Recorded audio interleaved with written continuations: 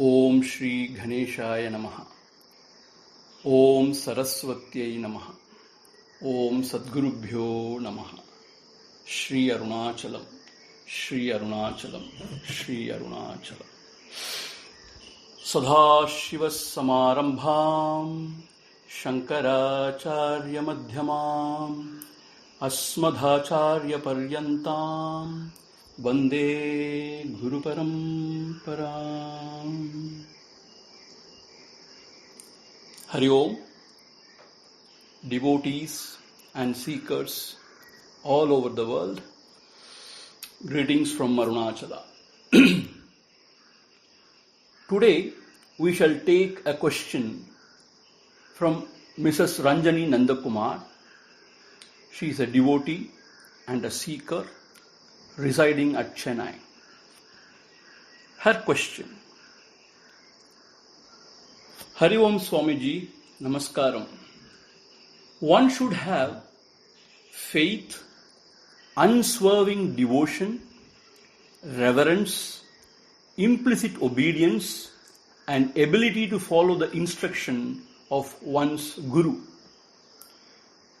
To gain that, what should we do, Swamiji? To gain such devotion, what should one do, Swamiji?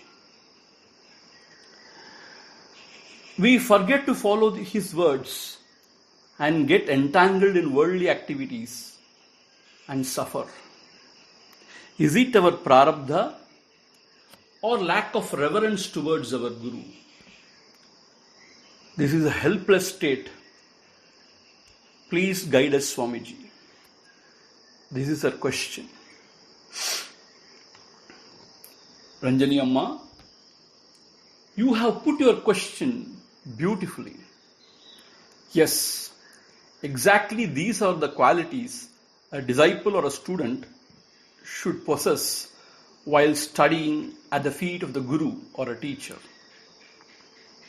Faith, unswerving devotion, reverence, implicit obedience, and ability to follow the instructions of the Guru. Along with this, he or she should have the humility to surrender and serve the teacher wholeheartedly. This is also very important to get in tune with the Master. How to gain such devotion is really a good question. Honestly speaking, it can be gained only through Ishvara Kripa. Only if a person has done Ishvara Aradhana, meaning worship of the Lord, for very many janmas, can he or she really gain such devotion. Otherwise, not. All these three are very rare, says Sri Adi Shankara in Viveka Chudamani. What are all those? Manushyatvam, meaning this human birth. Mumukshutvam, meaning desire for liberation. And Mahapurusha Samshrayam, meaning the association with a great learned Mahatma. All these are very rare indeed. If one gets the association of a great spiritual teacher, Guru, it is indeed a blessing. But alas, most of the time we don't know who is our Guru or how to find one. Even if we happen to meet a learned teacher, we do not know whether he is the right person, whether we can trust him, since there are lots of fake gurus in the garb of sannyasis. We are really scared. Therefore, for the majority of the seekers to come to terms in accepting a person as a guru, the whole life goes. So where is the question of unswerving devotion, humility to surrender and follow the instructions? Even if we accept a person as a guru, our mind continuously indulges in judging that person, his actions, his reactions. Is this not true? If he or she doesn't fit into our idea of guru, the mind gets disillusioned. Therefore, to accept a person as a guru and live in his proximity itself becomes a great challenge. This is a very strange thing actually. We continuously judge the actions and reactions of our guru. This we should not. It is said in our scriptures that if you accept a person as a guru, you should not think him or her to be a person. You should have the bhavana that the Lord Almighty Himself has come in that form to teach and guide us. If you think that way, irrespective of whether that person is really worthy or not, the Guru Tattvam in him would function and will take care of you, will take you to the other shore. This we must believe. I will repeat once again. You should not think your guru to be a person. You should have the bhavana that the Lord Almighty only has come in that form to teach and guide.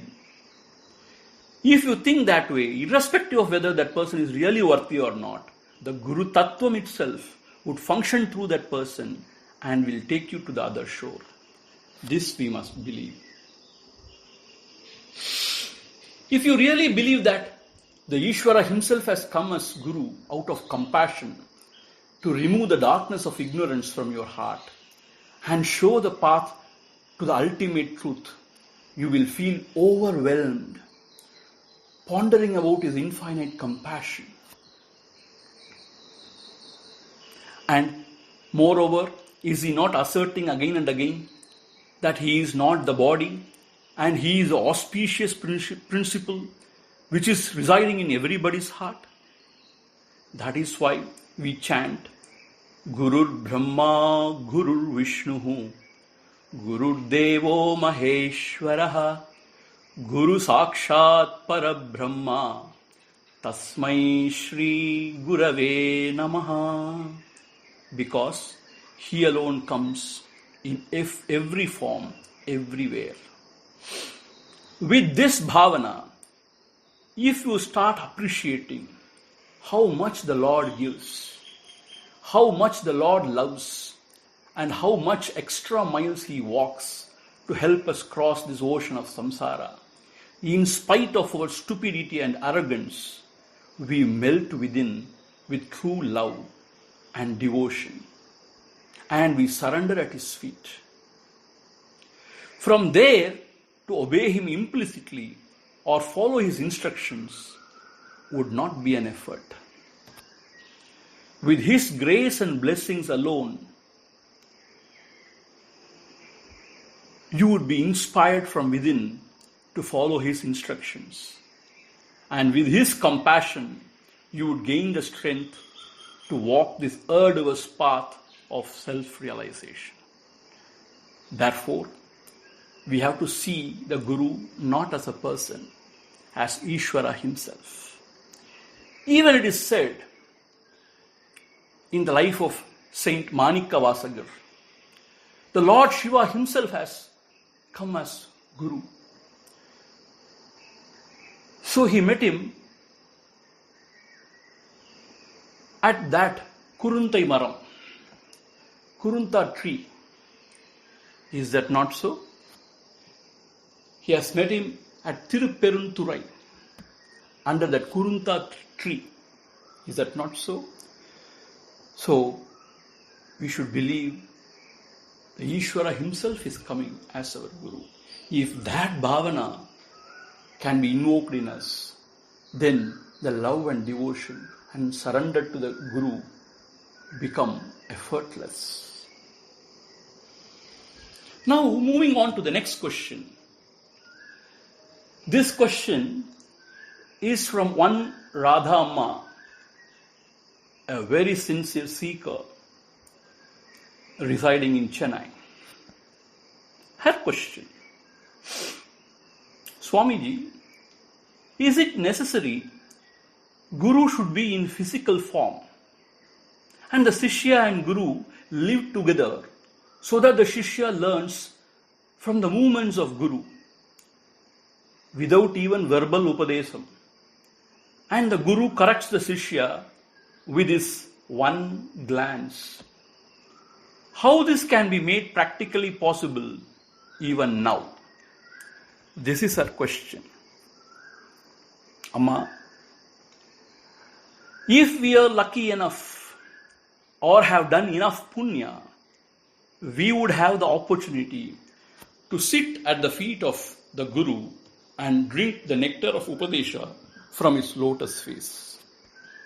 It is said, the proximity to his divine presence, the Sannidhi Vishesham, is Parama Pavanam, very purifying. It can quieten the mind without effort and give us Siva Sayujyam, the union with the auspicious principle in our own heart. His Tirukannokam, meaning one glance, can kindle the spiritual strength within and uplift us to the highest state. It is Satyam. In recent times, devotees have experienced this with great sages like Bhagavan Sri Ramana Maharshi. Therefore, definitely to live in the presence of a great Guru is very beneficial. As I said, only if we have done enough punya and with Ishvara Krupa, one can have this good fortune. If we can learn sitting at the feet of a living master, can do sadhana and grow spiritually under his guidance, and carefully bypass the dangerous pitfalls under his loving protection, there is nothing like that. But unfortunately, if we are unable to trust anyone or surrender at any altar, then we can take our Atma, the Self, as Guru and try to listen to the guidance from within and walk this path. Bhagavan Sri Ramana Maharshi has said, ultimately, Atma, the Self, which is residing in our own heart, is a true Guru. He alone comes with a form in the world outside to push us within. And once when we turn in and seek him through devotion and Atma Vichara, he alone from the heart pulls us from within and unites us with himself. Whatever path you tread, the only criteria is the ego must go. The ego must go. If the ego is big, even if Dakshinamurti comes in front of us, we would refuse to believe, doubting the person in front must have come from a drama troupe to just fool us. Is that not true? That much we have faith in ourselves, meaning we are very much convinced that the right Guru can never ever come to us. Is this not very sad?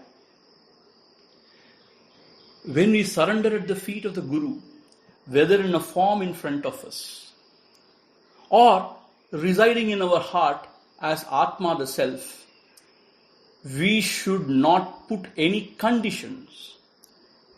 I will repeat, we should not put any conditions or should not demand anything whatsoever, even moksha, because by surrendering we are not doing any favor to the Guru. Please remember, by surrendering we are not doing any favor to the Guru. In fact, we are seeking his grace. This we must remember always. Bhagavan Sri Ramana Maharshi used to say, if you are really surrendering at the feet of the Guru, you should not ask anything. Even for moksha, it is none of your business. Once you have offered yourself at his feet, whether he gives you moksha or not, it is his business.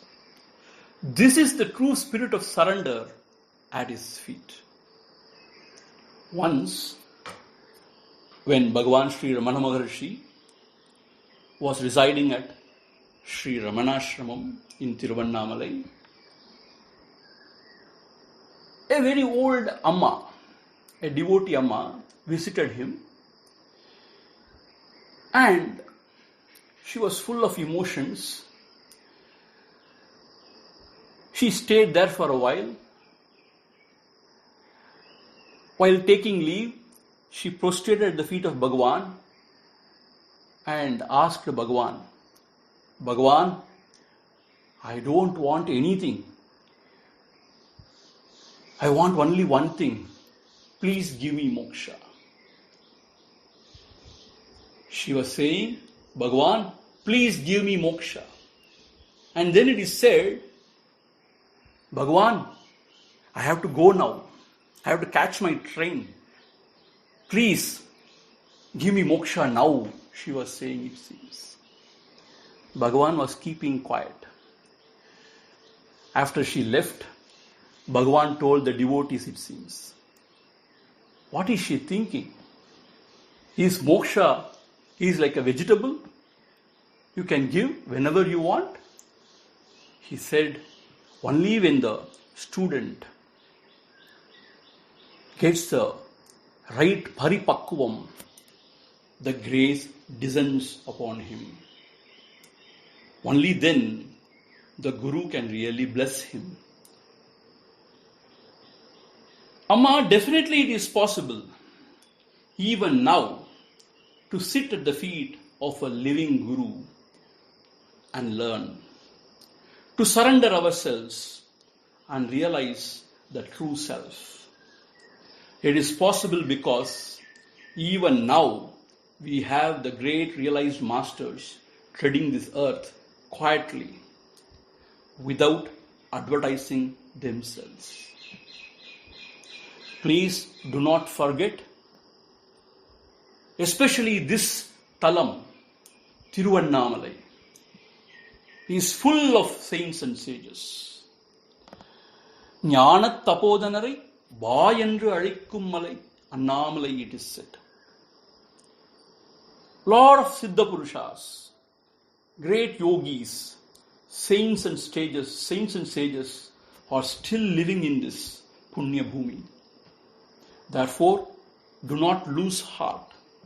Even now, it is possible to sit at the feet of a living Guru and learn, to surrender ourselves and realize the true self. It is really possible. Thank you so much. Hari Om Tat Sat.